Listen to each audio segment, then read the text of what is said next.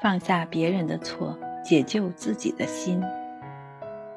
哲学家康德说过这样一句话：生气是拿别人的错误来惩罚自己。生活是自己的，心情也是自己的。生活中或多或少都有些不如意，不要因为一些鸡毛蒜皮的小事耿耿于怀，因为这些事情毁掉一天的好心情是得不偿失的。有时候太过于在意别人的情绪，宁可为难自己，也不愿意麻烦别人，把自己折磨得筋疲力尽，换回来的可能就只剩下了理所当然。人活着就要多为自己多考虑一下，我们不怕犯错，怕的是因为别人的错来折磨自己。不为不值得的人生闷气。英国著名作家迪斯雷利说过，为小事生气的人，生命是短暂的。耿耿于怀，斤斤计较，自己就会越活越狭隘。不仅不要为了小事烦恼，就连不值得的人，也没必要投入太过的感情。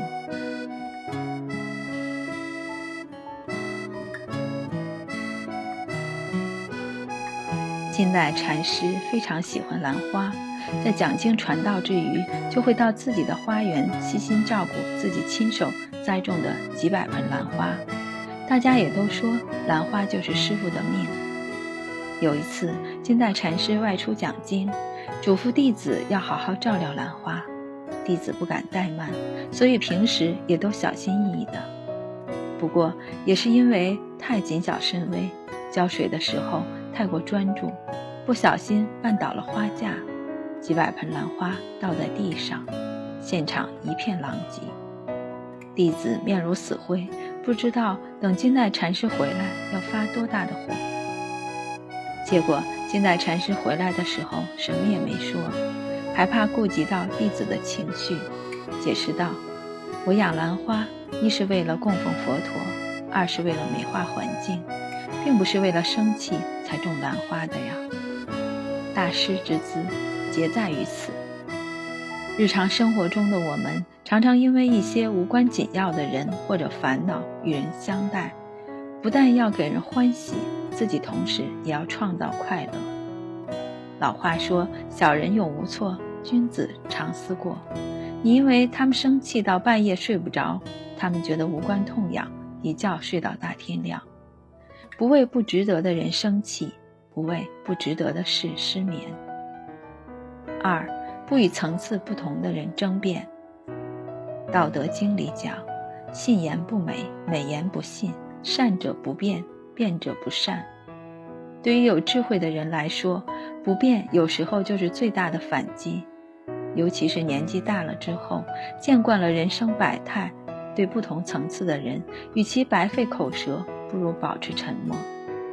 与层次低的人争辩是一场无用功。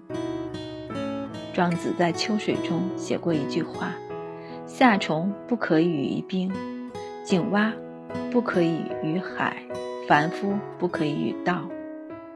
对夏天的虫子不要说冬天的事，对井底的青蛙不要说大海的故事，对于层次低的人不要讲你认为的道理。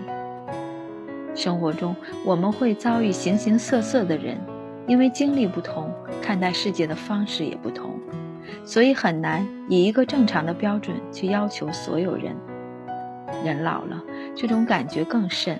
买菜时争吵，下棋时争执，聊天时拌嘴，吵赢了争得面红耳赤，老死不相往来；吵输了心有愤懑，整天耿耿于怀。不与层次不同的人争辩，懂你的人你不说，他们自然懂你并支持你；不懂你的人解释就是争辩，而争辩就会生出更大的嫌隙，甚至灾难。逞口舌之快不算什么本事，过好自己的生活才是重点。3，不为了别人的评价而过活。英国作家德伯顿写过一本书叫《身份的焦虑》。他说，我们总是通过别人的眼光来看待自己，其实这是错的。你应该正确的、理性的看待自己。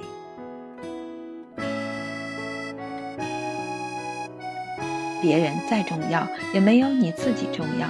别人永远是你生活的旁观者，只有你自己才是你生活的主人。